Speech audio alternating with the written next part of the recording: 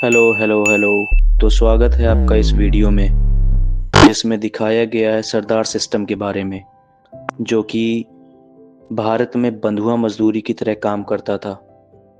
और फिर वो सरदार सिस्टम किस तरह बदला एक एक्ट में।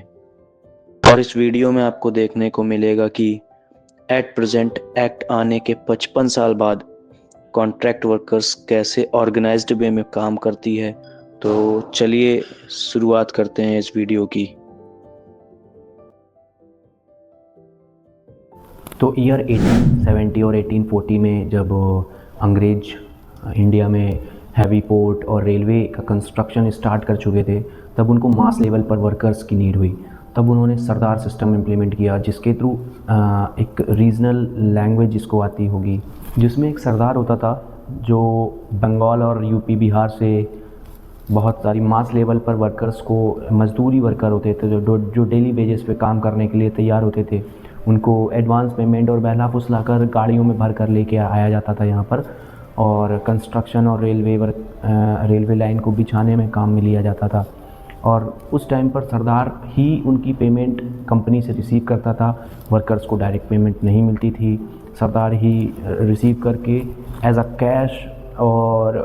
और वो सरदार कोई और नहीं, उन्हीं वर्कर्स के आसपास या बीच का वो आदमी होता था जिसे रीजनल या कहा जाए तो लोकल लैंग्वेज आती हो, जो एज अ कोऑर्डिनेटर करता था, एज अ कोऑर्डिनेटर काम करता था अंग्रेज़ों और वर्कर्स के बीच में। क्योंकि अंग्रेज़ों को रीजनल लैंग्वेज नहीं आती थी, उनको हिंदी समझ में आ जाती थी कुछ और इंग्लिश आती थी, बट बिहार, बंगाल और यूपी में तरह तरह की लैंग्वेज होती हैं, तो उनको रीजनल लैंग्वेज में समझाने के लिए वो सरदार एज अ एडवांटेज काम करता था अंग्रेज़ों के लिए। सरदार सिस्टम में कंपनी को बस ये फ़ायदा होता था कि मज़दूर जो होता था वो कंपनी की लायबिलिटी नहीं होता था। कंपनी सरदार को ही जितना भी यूनिट के हिसाब से पेमेंट देती थी, उनको इंडिविजुअली किसी वर्कर्स को पेमेंट नहीं देनी होती थी। कंपनी एक यूनिट के हिसाब से, मैंडेज के हिसाब से पेमेंट करती थी वर्कर्स की डायरेक्ट सरदार को। तो उसमें कंपनी के रोल पर लोग कम होते थे, लायबिलिटी कम होती थी और चीज़ें ईज़िली हो जाती थी, काम ईज़िली हो जाता था। मज़दूरी वर्कर्स के पास में भी कोई सस्टेन जॉब नहीं थी, तो वो भी मजबूर होते थे इस तरह की बंधुआ मजदूरी के लिए और एक्सप्लॉयटेशन के लिए। तो उस मजबूरी का फ़ायदा ये जो सरदार होते थे वो उठाते थे और मज़दूरों को मज़दूरों का एक्सप्लॉयटेशन इस लेवल पर करते थे कि कभी उनको टाइम से पेमेंट ना देना और रहने के लिए एक ऐसी जगह दे देना जहाँ पर शायद आज जानवर भी ना लेटे। तो इस तरह तरह के एक्सप्लॉयटेशन होते थे मज़दूरी वर्कर्स के साथ में। फिर आया ईयर 1947। देश को तो आज़ादी मिल चुकी थी, मगर जो ये मज़दूर बंधुआ मज़दूरी कर रहे थे उनको आज़ादी नहीं मिल पाई थी, क्योंकि सरदार सिस्टम की जड़ें इतनी फैल चुकी थी कि वो गांव-गांव में ज़मींदारों को भी पता चली और वो भी एज अ बंधुआ मज़दूर काम लेते थे, अपने खेतों में काम कराना। तो इस तरह के एक्सप्लॉयटेशन होता था एक गरीब तबके का उस समय। सरदार सिस्टम में बंधुआ मज़दूरों का इतना एक्सप्लॉयटेशन देखने के बाद ईयर 1970 में उस समय के लेबर मिनिस्टर बाबू जगजीवन राम जी ने इस सरदार सिस्टम को कॉन्ट्रैक्ट लेबर में ट्रांसफॉर्म किया और उस कॉन्ट्रैक्ट लेबर के लिए एक एक्ट लाया गया, contract labour and regulation act 1970 के नाम से जिसे जाना जाता है। तो वो एक्ट सिर्फ इन बंधुआ मज़दूरों को सम्मान और सुरक्षा दिलाने के लिए लाया गया था। अगर 1969 में बाबू जगजीवन राम जी ये CLRA कानून ना लाते, तो आज भी मास लेवल पर यूपी और बंगाल और बिहार के वर्कर्स का एक्सप्लॉयटेशन उन कंपनियों के द्वारा किया जाता जो आज एज अ जाइंट काम कर रहे हैं इंडिया में, रियल इस्टेट में और कंस्ट्रक्शन इंडस्ट्री में। सो उस टाइम पे एक बहुत बड़ा इम्पैक्ट लेकर आए थे बाबू जगजीवन राम जी। उस टाइम पे इंदिरा गांधी प्राइम मिनिस्टर थी और देश में कांग्रेस की सरकार थी। इस एक्ट का उद्देश्य माइग्रेंट वर्कर्स को सुरक्षा और सम्मान दिलाना था, जिससे माइग्रेंट वर्कर्स को झुग्गी मिलने लगी रहने के लिए, और उन्हें एक लॉ बनाया गया कि हाँ, मिनिमम वेजेस से बिलो आप सैलरी नहीं दे सकते हैं और उनको टाइम से सैलरी देना है। तो इस तरह तरह के लॉ रिफॉर्म हुए और फॉर्म हुए उस टाइम पर। तो इस कॉन्ट्रैक्ट लेबर एक्ट के आने के बाद कुछ एक्सप्लॉयटेशन कॉन्ट्रैक्ट लेबर वर्कर्स का कम हुआ, और अभी जो बिहार और बंगाल और यूपी की जो गरीब तबके की वर्कर है जो आज गुड़गांव, मुंबई, दिल्ली, चेन्नई बड़े बड़े शहरों में काम कर रहे हैं एज अ माइग्रेंट वर्कर, तो आज हम जा रहे हैं और हम देखेंगे कि वो उनकी कंडीशन क्या है, आज वो किस तरीके से जी रहे हैं और किस तरीके से अपनी लाइफ गुजार रहे हैं। लेबर कैंप जो कंपनी दे रही है वो कैसा है और वो किस तरीके से सर्वाइव कर रहे हैं, उनको टाइमली पेमेंट मिलती है या नहीं मिलती है, उन्हें क्या क्या परेशानियां होती हैं लेबर कैंप में, क्या क्या चीज़ें होती हैं, अगर होती हैं तो वैसे होती नहीं है क्योंकि गवर्नमेंट पूरा सपोर्ट करती है, गवर्नमेंट के रूल्स एंड रेगुलेशन है, क्योंकि BOCW एक्ट आ चुका है, building and other construction worker के लिए एक एक्ट आ चुका है जो स्पेसिफिकली बिल्डिंग वर्कर्स के लिए बनाया गया है। तो उसमें है कि आप वर्कर्स को क्रैश फैसिलिटी देंगे और एक अच्छा रहने के लिए कंक्रीट का बना हुआ घर देंगे, तो इस तरह के बेनिफिट अभी वर्कर को मिल रहे हैं। तो अभी हम चलते हैं सीधा एक कंपनी के लेबर कैंप में जो कि प्रिंसिपल एम्प्लॉयर के द्वारा दिया गया है वर्कर्स को, कॉन्ट्रैक्ट वर्कर्स को रहने के लिए। तो आज हम चलते हैं और डायरेक्ट ग्राउंड रियलिटी देखेंगे कि क्या है, किस तरह से वर्कर रह रहा है। तो अभी हम आए हैं जो कंपनी का लेबर कैंप है।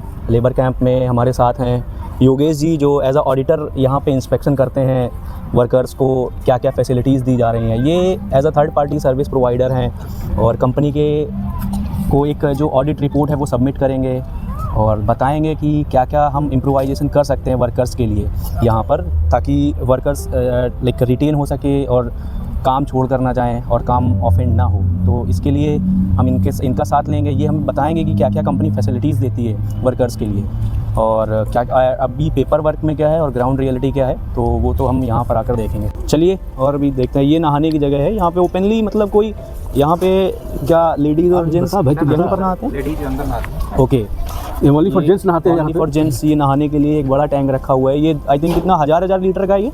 5000 लीटर। 5,000 लीटर। ओके, सो ये 5,000 लीटर देखने में आपको कैमरा में छोटा ही लगेगा बट वो काफ़ी बड़े बड़े टैंक हैं। और इनका पानी का सप्लाई जैसे कि टैंकर आते हैं या ग्राउंड लेवल वाला? ग्राउंड लेवल वाला ही है। और जैसा कि आप देख सकते हैं ये जो है ये लेडीज़ को वॉशरूम दिया गया है फैसिलिटी नहाने वगैरह के लिए और ये जेंट्स की है।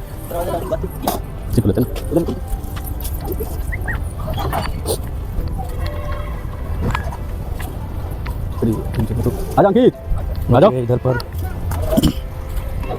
ये टॉयलेट्स दिए गए हैं यूज़ करने के लिए। एक्चुअल रियलिटी टॉयलेट्स है लेकिन इसकी क्लीनिंग बाहर से क्लीनिंग नहीं है जो यहाँ पे कंक्रीट का होनी चाहिए पथ में, ताकि कीचड़ उचड़ मिट्टी उट्टी ना लगे ना जाए। हालांकि कंपनी जो है वो हर एक फैसिलिटी प्रोवाइड कराती है इन सब चीज़ों के लिए, बट कॉन्ट्रैक्टर उतना सफिशिएंट प्रोवाइड नहीं करता है चीज़ें।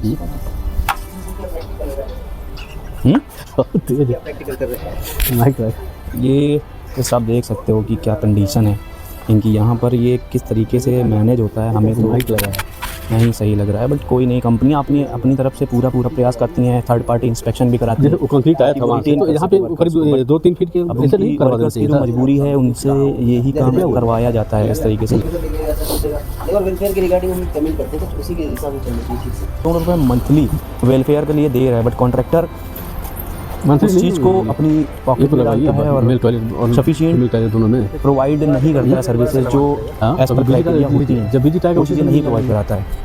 बनाइए सब बनाइए। ये एक सोसाइटी पूरा डेवलप करके रखी हुई है, जैसे कि ये काफ़ी सारे रूम दिए हुए हैं और उसके बाद ये भी रूम दे रखे हैं। इस तरीके से पूरा एक लेबर कैंप की सोसाइटी डेवलप कर दी है। यहाँ पर आई थिंक 500 लेबर रहती है एज अ। पहले तो ये तो अभी ये लाइक रूम दे के रखे हुए हैं इन्होंने जो वर्कर्स के लिए रूम है जी। अभी क्या है कि कोई भी कैंप में आप वुडन पे खाना नहीं बना सकते। ओके, उसके लिए आपको गैस फैसिलिटी देनी पड़ेगी। बाकी यहाँ पर देखा जा रहा है कि लकड़ी पे खाना बना रहे हैं लोग।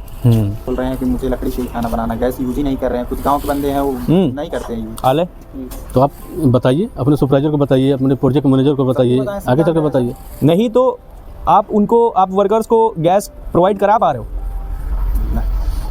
तो वो चीज़ है। अभी क्या है कि बहुत से होते हैं कि ग्रुप में रहते हैं, जैसे उन लोग का कुक होता है, मेस चलती है। हाँ। और अभी यहाँ पे है कि ये लोग पर्सनल रहते हैं, तो जो पर्सनल वर्कर हैं वो अपने खाना खुद बनाते हैं लोग।